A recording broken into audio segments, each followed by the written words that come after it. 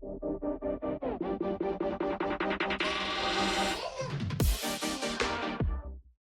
abduction emergency for all of Washington beginning at 5:31 p.m. and ending at 6:31 p.m.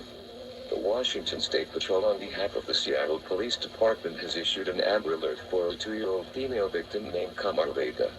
Victim is 3 feet 0 inches tall, weighs 50 to 70 pounds, has black hair, black eyes, last seen in Mickey Mouse pajamas and white shoes.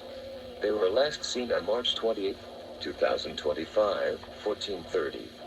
They are in the company of Joanna Marks, a 47-year-old female, who is 5 feet 2 inches, weighing 115 pounds with black hair, brown eyes, wearing black jacket, gray hoodie, and black pants.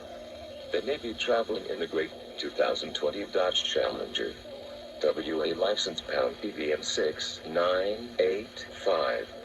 If you have information, please call 911.